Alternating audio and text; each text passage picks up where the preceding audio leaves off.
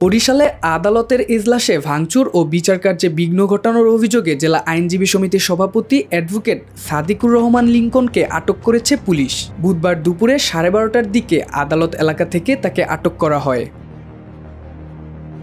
Barishal metropolitan পুলিশের commissioner Mohammad Shafiqul Islam জানান, আদালত কক্ষে ভাঙচুরের অভিযোগের ভিত্তিতে তাকে আটক করা হয়েছে। ঘটনাটি তদন্ত করে আইনগত ব্যবস্থা নেওয়া হবে বলেও জানান তিনি। ঘটনার পর আদালত পাড়ায় উত্তেজনা ছড়িয়ে পড়ে। বিচারকরা তাৎক্ষণিকভাবে বিচার কার্যক্রম স্থগিত করেন। আদালত এলাকায় অতিরিক্ত পুলিশ মোতায়েন করা হয়েছে এবং পরিস্থিতি নিয়ন্ত্রণে রাখা হয়েছে।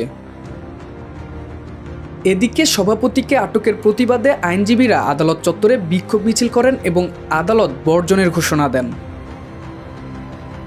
এর আগে সাবেক এমপি তালুকদার মোহাম্মদ ইউনুসের জামিনকে কেন্দ্র করে আদালত পাড়ায় উত্তেজনা সৃষ্টি হয়। সেই ঘটনার জের ধরেই সর্বশেষ ইজলাসে ভাঙচুর ও আজকের ঘটনা ঘটেছে বলে সংশ্লিষ্ট সূত্রে জানা গেছে।